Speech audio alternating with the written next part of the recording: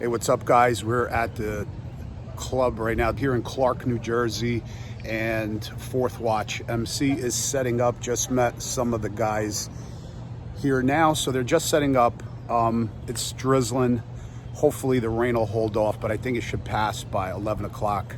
So stay tuned. We're gonna have a great day. All right, guys, look who came out, Flying Ride in the house. Thanks, brother, for coming out. Check out his YouTube channel. And Mr. Gill is here. And he was actually early. And I'm hungry. And he's hungry. So this is Deutsche Club here in Clark, New Jersey. I'll show you guys around later, but they have outdoor seating, covered outdoor seating for up to 600 people. It's amazing. It's huge. So I'll show you guys around later, but I'm gonna talk to Flying Ride for a little bit. Check out his YouTube channel, like I said, and his badass CVO. Look at this thing.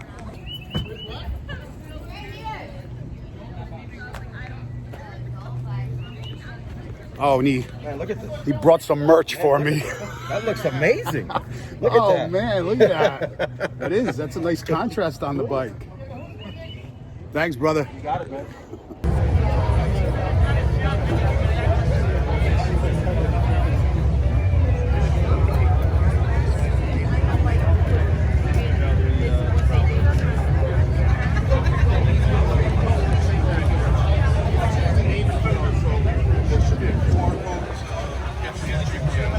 They'll get you guys set up with the waypoints and stuff. But one of the stops you have to follow the lateral out. Step. Step. Why that?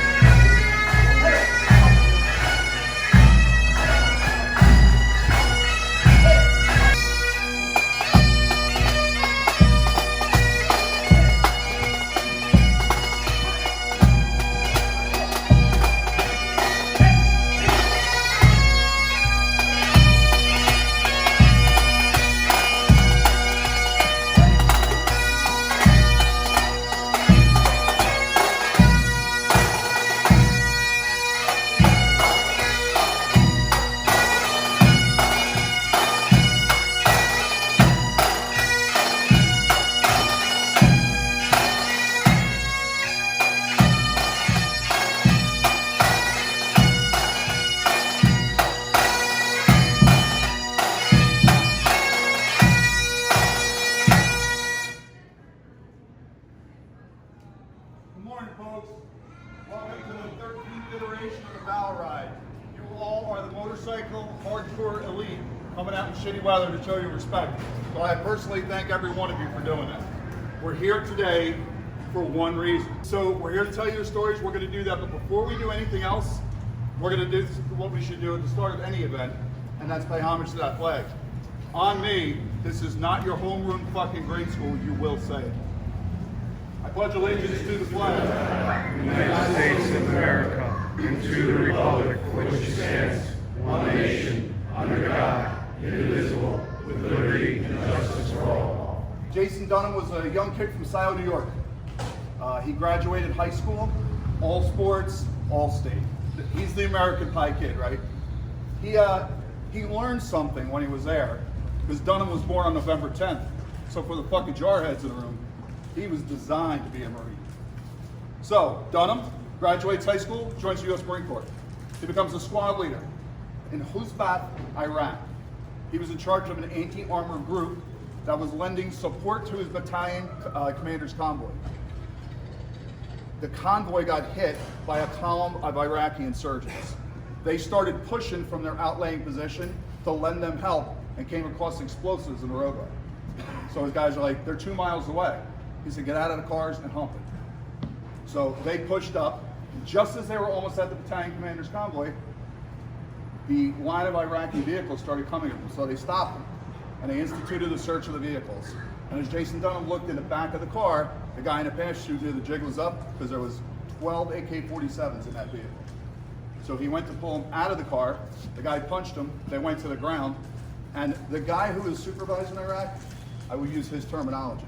He said he was methodically stomping a mud hole in this guy's ass. His squad ran up to support him and help him get this guy under control.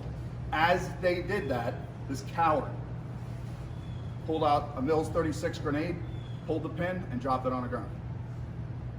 He had his opportunity to get all of it, and he knew he wasn't getting back from this, so he took that opportunity. There's one thing he didn't count on. He didn't count on Jason Dunham being there that day. So Jason, realizing all those guys were there, his helmet got knocked off in the fight. He took his helmet, threw it on top of the grenade, and threw his body on top of the helmet. Took the blast to his body. He lived for 8 days. His family saw him when he got home after 8 days, and he died on April 22nd, 2004.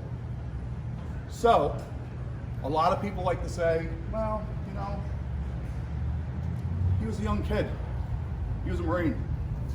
The Marines will be around forever, so he'll live on forever. And now that you know his story, your job is to share that, okay? He was posthumously awarded a Purple Heart and a Congressional Medal of Honor for his actions. So now, we're a small group, but if you could tell that story once this year, we're gonna get a couple hundred people to know who this kid was. So I ask that the two guys you're gonna hear about today, you tell their story once, even if you gotta look it up again to see what was with it. But just tell that story, because that is exactly the reason why you're all here today, to hear these stories. And we're gonna celebrate their lives today, because I don't get sad for them anymore. You can't get sad. These guys made a decision, right? They made a decision and they stuck to their guns, right? I'm not gonna feel sad for them for doing it. I'm gonna celebrate their lives, because I can guarantee you the last thing they want is us standing here crying all day. So tell their stories, we're gonna smoke some cigars, we'll have some beer, we're gonna celebrate their lives, and we're gonna talk about their names. Thank you for listening to me, because you just did exactly what the core value of this club is, to keep their names out. We're gonna introduce.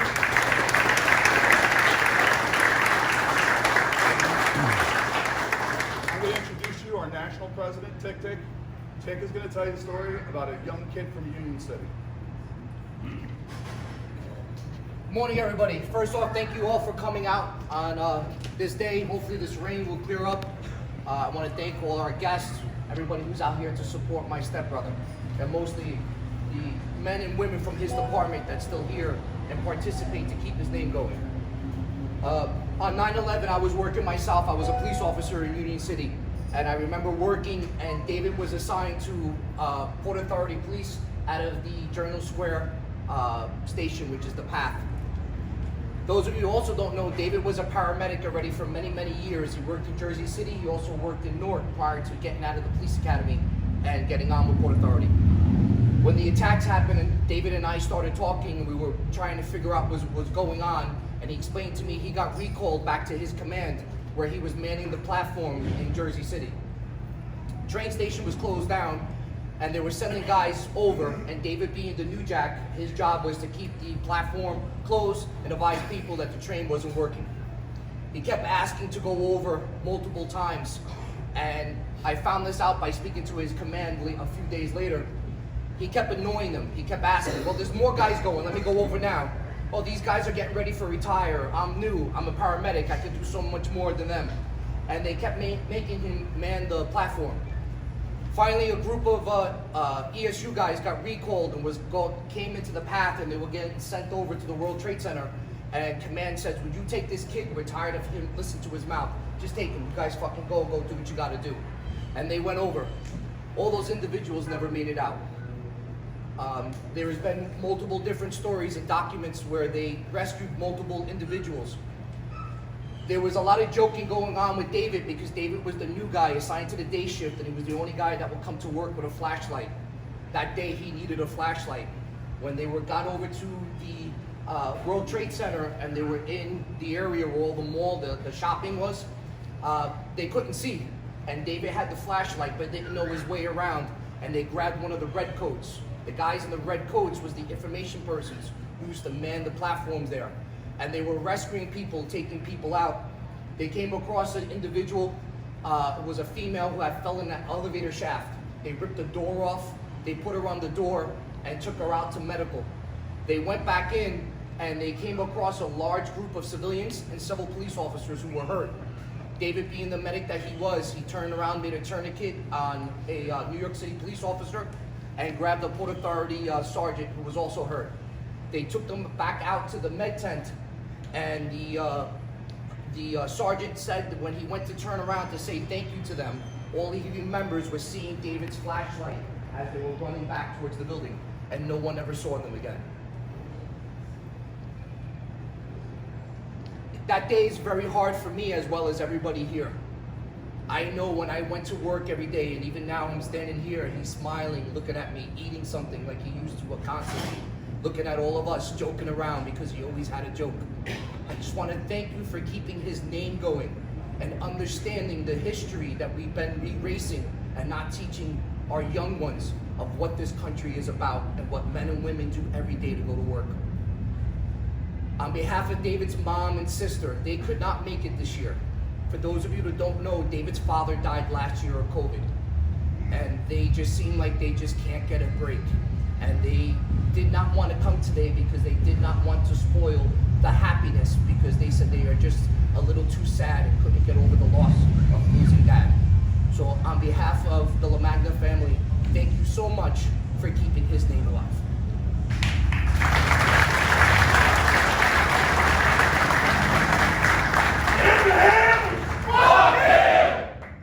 So this short and sweet, I just want everybody to take a moment, because if you have ever done any high-speed shit, you know that there's got to be somebody bigger than us pulling these strings. So we don't have the priest this year, but I want everybody to bow their heads, and whatever voodoo, God, smoke, whatever your preference is, just ask him to look over all of us today so we can come back here safe.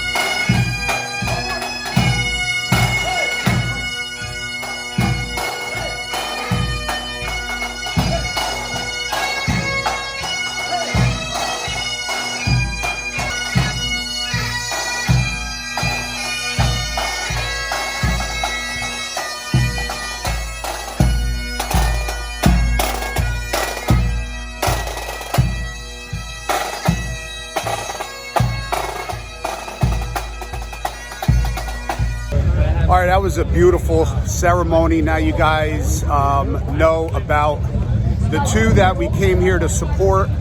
Fantastic ceremony. Awesome turnout, even though it was actually raining this morning. Got a lot of bikes here, a lot of awesome bikes, a lot of great people. So we're gonna go on this ride now. I'm gonna record it, and then we're gonna come back and maybe get a bite to eat. Robles on 2 is right there. They came all the way from Connecticut. Much appreciated. Thank you so much. Check her out on YouTube, Robles on 2. Oh. And look who's here. and Big Guy just shows up. Stay tuned, it's gonna be a nice time, nice ride. All right guys, so Frank, the president right there, took us up in the front so I could get some nice camera footage. I got Glenn riding right next to me, and Big Guy's gonna ride with Ben. We're gonna ride in formation. So this is where it's gonna start. Got a lot of awesome bikes here. Got the man right there.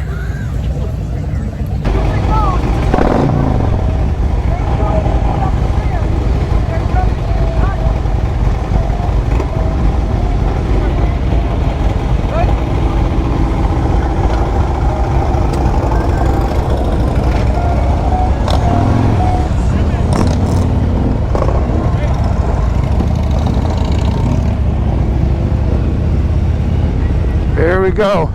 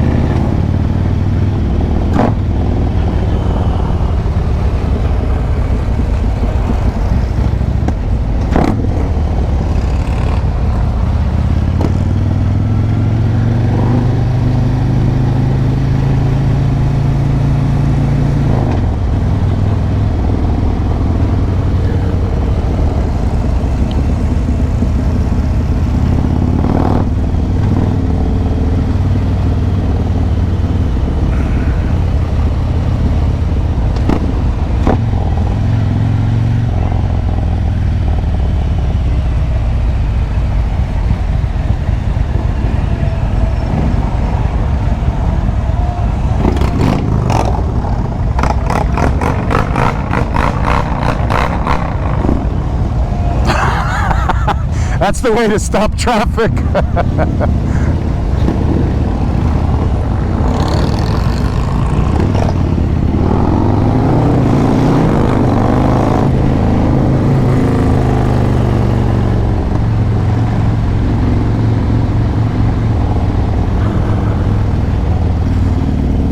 All right, so we're on the ride. I want to first and foremost say huge thank you to Frank DePinto, the national president of Fourth Watch MC, for inviting me and the guys down. I want to thank Fly and Ride for coming by, Robles on 2, Glenn, Gil, Big Guy came. Yeah, and a huge thank you to Frank for inviting us down here. It's been a lot of fun, and it was for a great cause, as you guys seen. We got a lot of bikes, Want to thank everybody that's part of the MC also. Everybody made me feel at home. Huge thank you to you guys.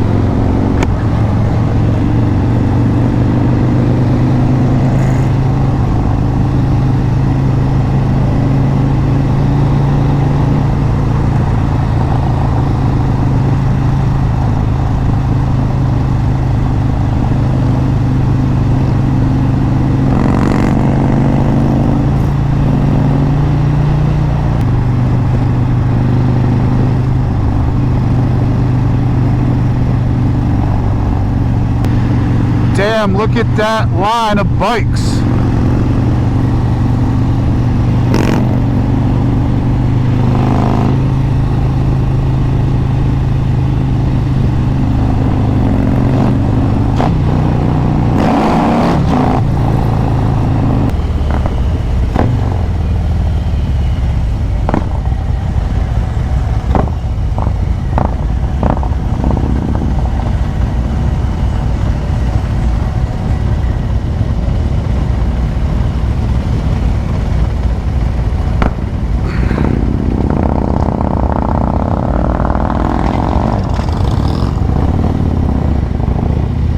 The perks of riding with an MC.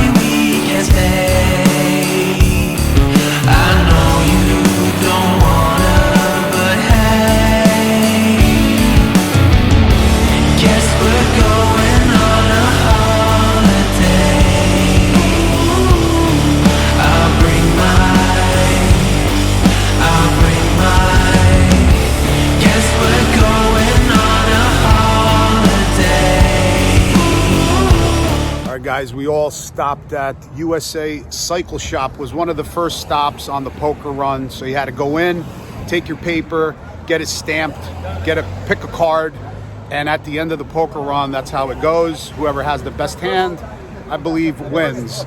So great ride, great group of guys. If you're ever in the area here, check out USA Cycle Shop for all your Harley needs right here.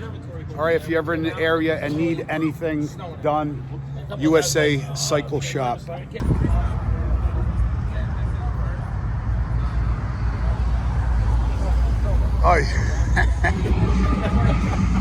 Look who decided to show up. Barbara CVO in the building. It's early in the morning. It's early.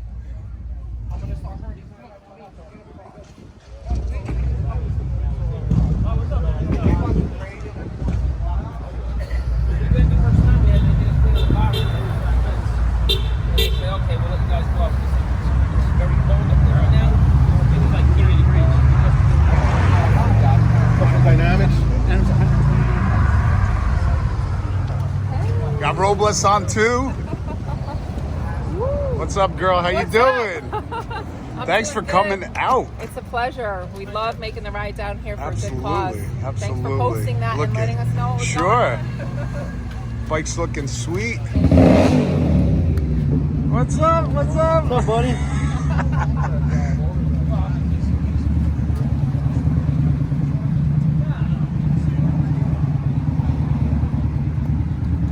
Badass, huh?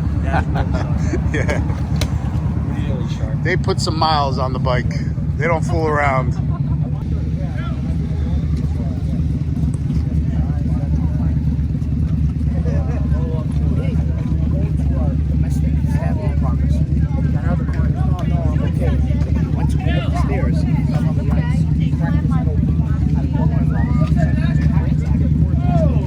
All right, guys, so this is our, I guess, the third stop actually at American Legion Post 293. And right here, American Legion. So this is the third stop, and you get your next card there, paper stamped, and then we'll be on our way to the fourth stop. Really nice turnout, really nice ride so far.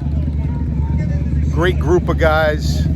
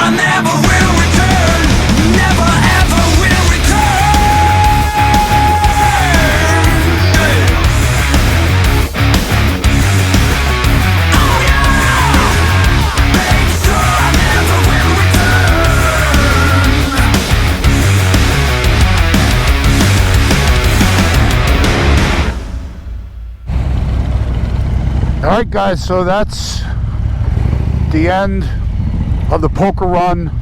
You pick up your last card, basically the fifth stop. So I'm going to take you inside. We'll eat something and talk with the president, Frank DePinto.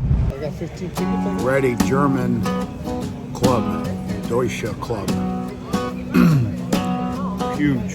That's why we got some bratwurst and kraut. Yes. It's really good. The bratwurst looks like me after a rough night.